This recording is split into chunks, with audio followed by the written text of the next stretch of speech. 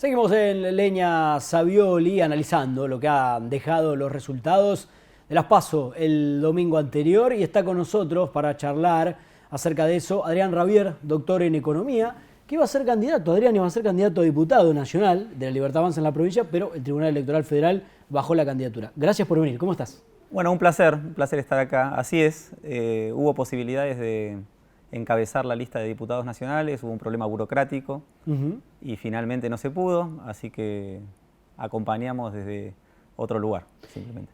¿Qué análisis haces de lo que pasó el domingo? ¿Te sorprendió a vos también? Creo que el número fue mayor a la expectativa.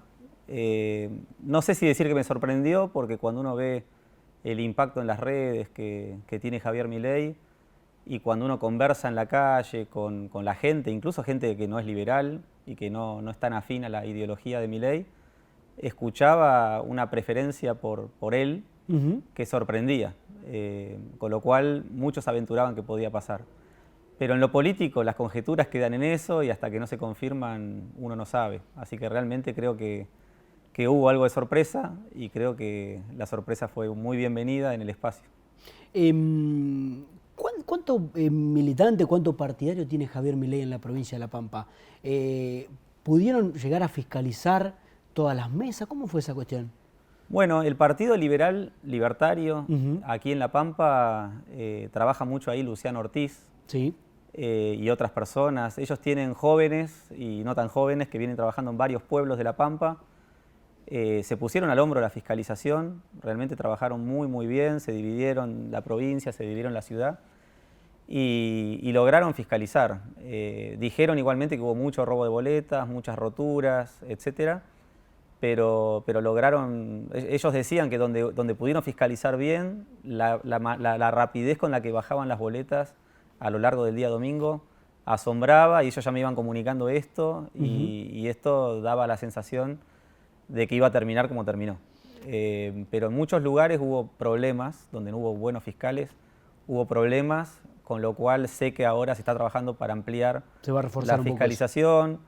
Con el resultado que hubo, mucha gente se está ofreciendo, es impresionante por todas las redes, diciendo quiero fiscalizar para Milei, quiero acompañarlo. Con lo cual se están sumando y esto, bueno, genera un poco más de optimismo para lo que viene. ¿Para quién fue el mensaje de Milei? El gobernador de la provincia habló el otro día de voto castigo. Hay mucho voto convencido, por supuesto.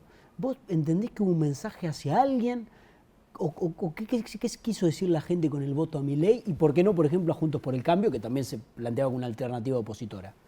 Yo creo que el mensaje es a los últimos dos gobiernos. Eventualmente podríamos ir más atrás. Pero creo que Massa representa un poco el oficialismo y recibió su castigo.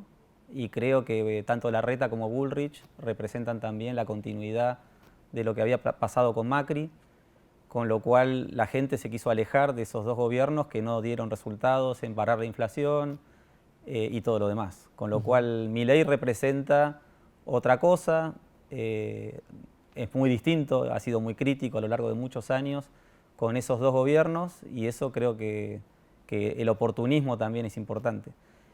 Por otro lado, creo que es la persona que en estos meses, que es bastante, él empezó muy temprano su campaña, fue muy transparente, fue muy claro, fue muy consistente, muy coherente con lo que va a hacer. Sé que hay gente que no le gusta, hay gente que sí, pero es el único candidato que está diciendo con precisión cada cosa que quiere hacer, tanto en lo filosófico, porque la filosofía liberal le está diciendo a la gente el populismo no funciona, tenemos otra manera de entender la política pública, la política económica, hay un mensaje de que la gente tiene que entender que no tiene que seguir esperando que el Estado le dé todo, que la gente puede trabajar y puede crear su propia vida. Ese es un mensaje más filosófico, pero Milei además le está agregando secuencia a las cosas que va a hacer, le está agregando transición, le está agregando un contenido por etapas, donde él dice, sí, probablemente haya que privatizar una cantidad de cosas, pero esas son reformas de tercera generación, cuarta generación, no las va a hacer en este primer gobierno. O sea, él, lo que yo entiendo que haría, eventualmente si fuera electo presidente, es trabajar en lo que él denomina las reformas de primera generación, que es apuntar al equilibrio macro. Y el equilibrio macro es ajustar las cuentas públicas para que haya cierto equilibrio fiscal, bajar el gasto público para poder bajar los impuestos que están muy altos, dejar de emitir moneda, eventualmente con un programa de dolarización, abrir la economía porque estamos muy aislados del mundo. Y ese es el ABC de la economía ortodoxa, que tiene más sentido y que tiene mucho que ver con lo que se hace en otros lugares del mundo. Por ahí las medidas que él llama de cuarta generación son las que más asustan, pero al mismo tiempo son las que están más lejos de poder ¿Cuáles, por ejemplo? aplicarse. La privatización de la salud, de la educación. Exacto, o sea, cuando él habla de privatizar la educación, de ninguna manera va a dejar a un chico sin escuela, que es lo que la gente no termina de ver. ¿Pero qué significa privatizar? Bueno, entonces? significa vender las instituciones educativas a personas que van a ofrecer en un marco de competencia educación privada, pero al mismo tiempo que la gente vea que bueno, hay que pagar para ir a esta escuela o esta otra, a los chicos que no pueden pagar, la propuesta de Milton Friedman y Rose Friedman, con los vouchers educativos, que en español se le llama cupones, implica que el gobierno le va a dar a esa familia un cupón con el que van a poder elegir entre todas las instituciones educativas privadas cuál es mejor. ¿Eso no es una suerte de una educación mejor para el que la puede pagar y bueno, el que no puede, que se conforme con lo que hay? Eso tenemos hoy, ¿no? ¿Sí? Hoy tenemos un sistema... No hay una educación pública de calidad en Argentina. Yo creo que hay mayor calidad educativa. Perdón, sos docente de la ULPAM, ¿no? Sí, sí. ¿Y no hay educación de calidad en la universidad? Yo creo que la educación privada Sí. en determinadas áreas ofrece mejor calidad que en algunas universidades públicas. Habría que ver caso por caso, ¿no? Si hablamos de La Pampa, la Universidad Nacional de La Pampa hoy es la única alternativa de universidad presencial. Podemos hablar de la siglo XXI, de la, creo que Católica de Salta y algunas virtuales, Sí. pero es otra cosa. O sea, eso no compite con la Universidad Nacional de La Pampa. En ese caso no hay otra, con lo cual por lejos es de buena calidad y demás. En otros lugares se ve la competencia, es toda una discusión. Yo lo que digo con esto es, no lo veo a Milei avanzando en esa serie de reformas. Ya. Se lo he preguntado Sí. y me lo ha dicho con claridad, eso es algo muy lejano, que en esta Argentina, donde no tenemos competencia en el mercado de la carne, pensar en un sistema educativo privado y competitivo no va a pasar. O sea, estamos muy, muy lejos. Y mientras tanto, que se mantendría el sistema como está Sí, actualmente. yo creo que sí. Y hablaste recién de dolarizar la economía. ¿Trabajaste un poco en lo que tiene que ver con el proyecto? ¿Estuviste charlando con Milei específicamente, como doctor en economía? Repito, por si no es lo que creo que lo dije al principio, no me acuerdo. Digo, ¿es viable eso sí rápidamente en Argentina? Bueno, primero, sí, soy economista, me especializo en teoría y política monetaria, vengo proponiendo la dolarización hace muchos años. Sí. Con Nicolás Kachanowski hicimos una reforma en el año 2014 que llegó a manos de Mauricio Macri. Mauricio Macri terminó por descartar la dolarización en base a las discusiones con Sturzenegger y su equipo, Sí. y finalmente optó por un plan de estabilización que no tuvo éxito. Tenemos la sensación de que de haber aplicado la dolarización no hubiera habido crisis cambiaria, la historia pudo ser otra, la inflación no hubiera llegado a estos niveles y demás. En estos años, Emilio Campo se juntó con Nicolás Kachanowski, quien era mi coautor, y establecieron una nueva propuesta con nuevos números, porque la realidad es cambiante. Sí. Y en ese programa, Emilio Campo y Nicolás Kachanowski lo que vienen proponiendo es crear un fideicomiso en Estados Unidos o en Europa. Creo que hablaban de Liechtenstein, que es un principado de Europa, Sí. con la idea de crear un fideicomiso para generar una capitalización que genere los dólares que eventualmente permitan la dolarización. Este es un programa que no se puede aplicar el primer día, está claro, Sí. que no es que el 10 de diciembre asume el nuevo gobierno y la dolarización la vamos a ver en 2023. Si hubiera realmente una elección por Milei presidente, creo que hay muchísimo por hacer en una cantidad de meses, eventualmente en un año o dos, para que la dolarización sea posible. Primero, hay que equilibrar las cuentas públicas. Sí. Segundo, hay que abrir la economía. Tercero, hay que flexibilizar el mercado laboral. cuarto, o sea, hay una serie de cuestiones. Sin todo ese entorno, Lo entiendo. la dolarización no podría tener éxito. ¿Cómo es el tema del fideicomiso? ¿De dónde salen los dólares? Hoy Argentina, lo ha dicho el ministro, lo tenemos conocimiento, no tiene dólares. El Banco Central tiene un poco de dólares, le ha pedido a Qatar, le ha pedido a China, le ha pedido a Estados Unidos, tiene una deuda gigante con el Fondo Monetario, con los fondos buitre. ¿De dónde salen los dólares? Exacto. Bueno, en primer lugar, no hay dólares en el sistema financiero por el miedo que la gente tiene de que se repita lo que ha pasado en otras etapas de nuestra historia. Por ejemplo. El 2001, por ejemplo. No quiere decir que Argentina no tiene dólares. Los argentinos se fueron dolarizando en todo este tiempo, se están dolarizando ahora, por eso sube la cotización, y la conversión de los activos argentinos ya viene ocurriendo hace mucho tiempo. Hay una dolarización espontánea que va más allá del gobierno.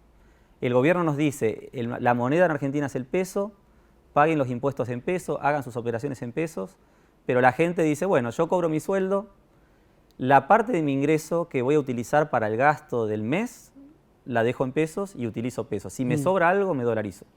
Con lo cual hay una enorme dolarización espontánea que ha dado pasos muy claros en favor de esa moneda y creo que ya se han capitalizado en dólares. Este es un paso importantísimo porque cuando uno piensa en los activos que los argentinos tienen, la economía está dolarizada.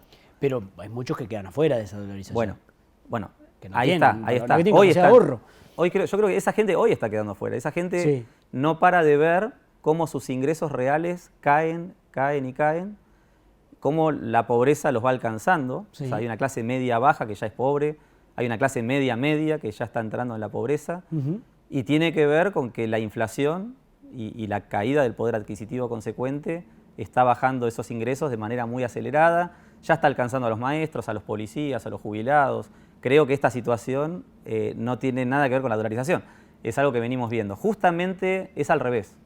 Yo en enero del 2020 fui invitado a Ecuador, justamente por mi propuesta de dolarización para Argentina. Fuimos con Nicolás Kachanowski, tuvimos la suerte de conversar con gente de Panamá, de El Salvador, de Ecuador, gente de Europa, porque parece que no, pero el euro un poco era esta idea, ¿no? La historia de España es una historia de enorme inflación y devaluaciones y caída de poder adquisitivo y crisis cambiarias. Bueno, finalmente optaron por el euro. Dijeron, no queremos más una moneda propia que podamos gestionar, queremos una moneda que venga de afuera y que sea estable. Y España con eso terminó con las devaluaciones, terminó con la inflación y tuvo un crecimiento económico de 20 años asombroso, que equilibró un poco el ingreso de España con el resto de Europa. Pero las experiencias de Latinoamérica no han sido muy buenas. Bueno, la de Ecuador, sobre todo, que está muy fresca. La de Ecuador terminó con una hiperinflación, pero el gobierno de Correa y el sucesor de Correa implicaron un populismo tan extremo que uno tiene que entender, sí, la dolarización no es la solución a todos los problemas.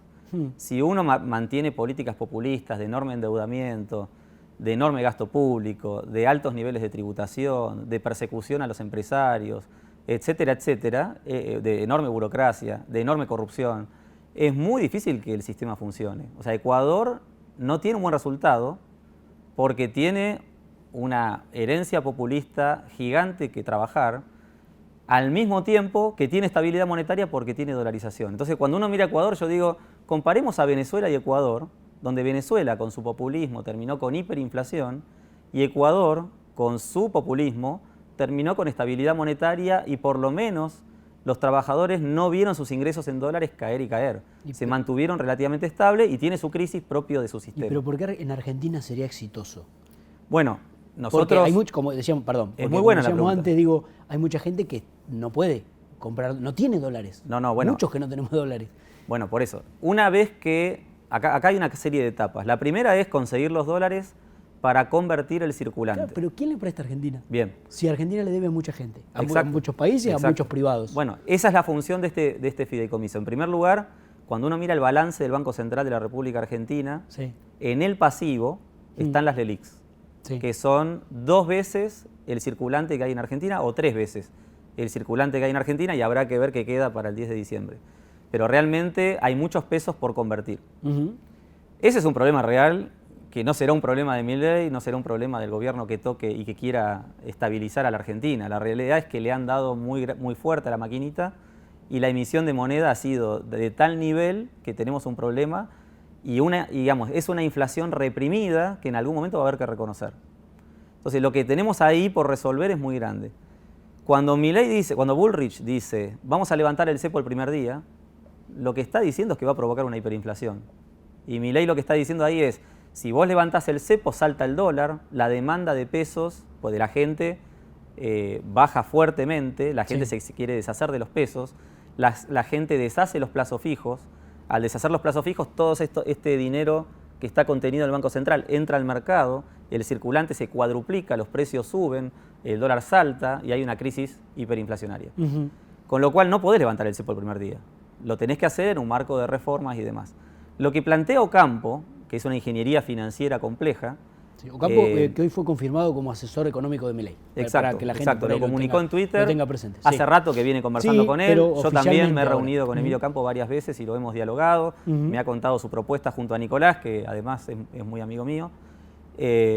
Nicolás es profesor en Estados Unidos. Lo digo simplemente para que la gente sepa de quién estamos hablando por ahí. Que claro. En el aire, ¿eh? Sí, simplemente. Es una persona que tiene mucha experiencia en banca y demás. Bueno, este fideicomiso tiene su debate, ¿no? Se conforma, el primer punto acá es si Milei es electo y si Milei empieza una serie de propuestas integrales, de reforma integral del Estado, de un presupuesto base cero, relativamente nuevo, si implica esto una flexibilidad laboral, apertura económica, una serie de temas más amplios que solo el tema monetario, puede ser que en el mercado él genere confianza.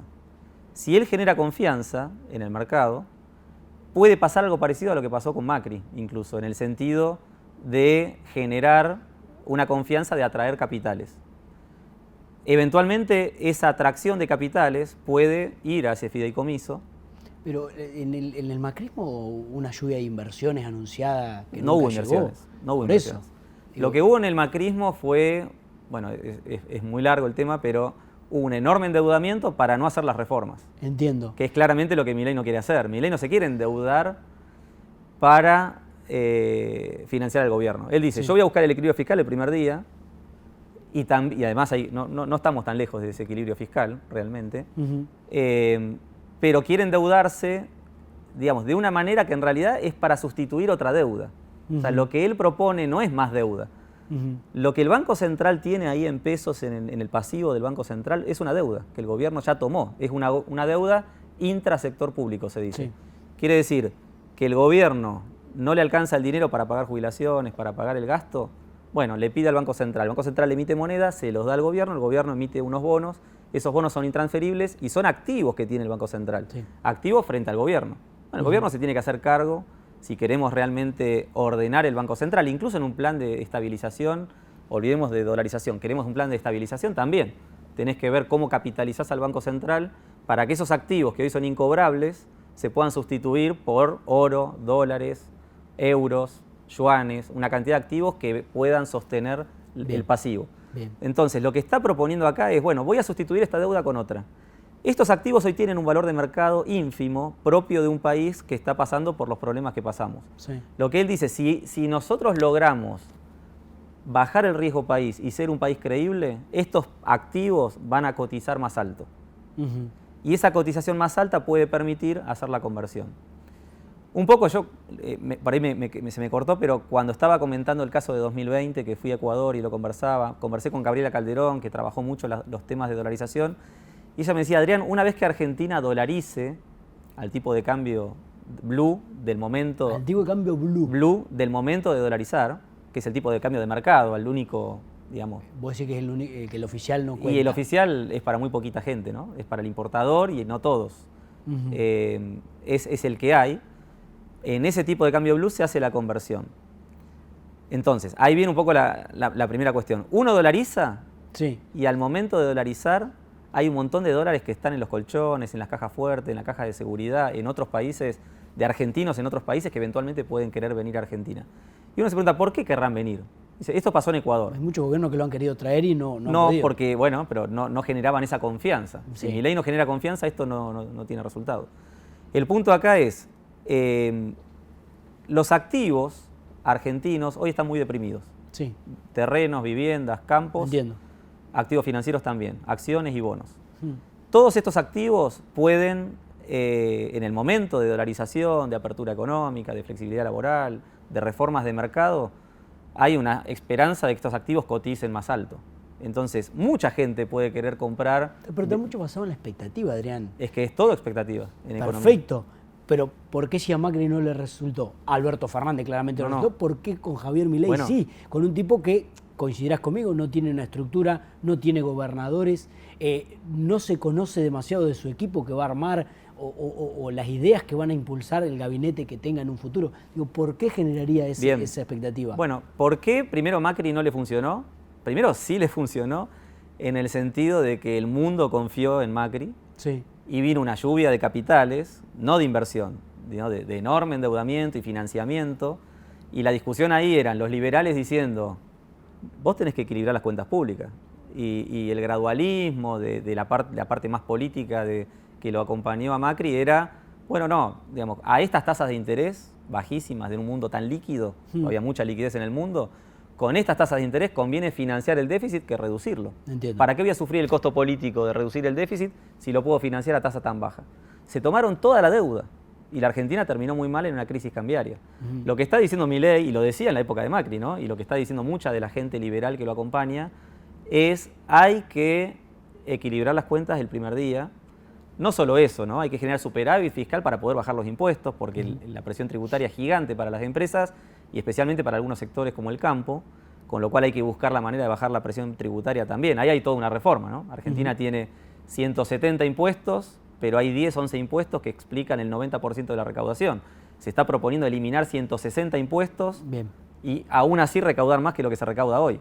O sea que hay toda una cuestión ahí, con la curva del Laffer y la presión tributaria. Pero lo que se está proponiendo en definitiva es, nosotros no vamos a seguir el camino de Macri porque no nos interesa para nada ni que el Fondo Monetario nos preste dinero, ni salir a buscar deuda.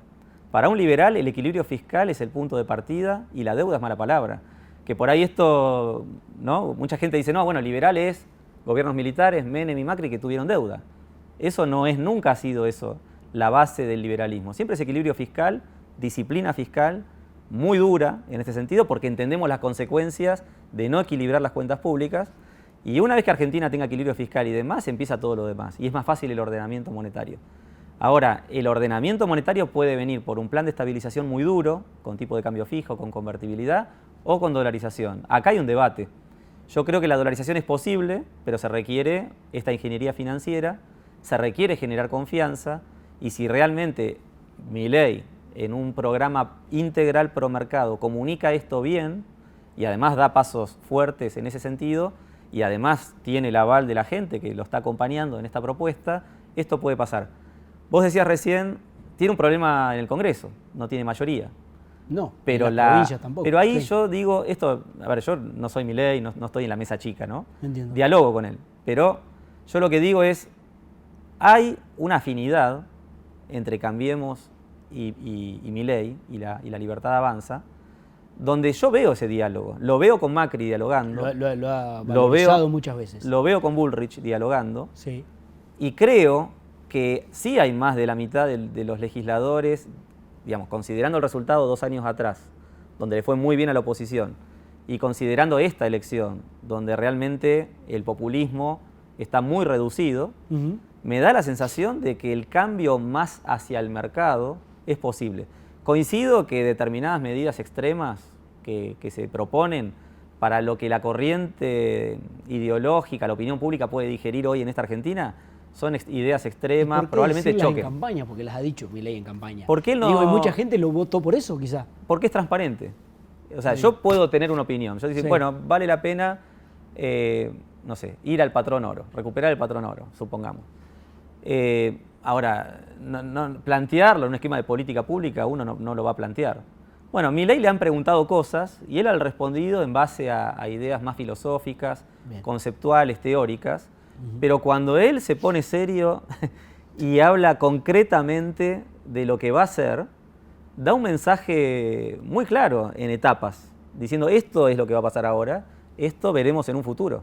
Porque realmente proponer una educación privada, competitiva, descentralizada, a lo Milton Friedman, en esta Argentina hoy, a mí me parece inviable.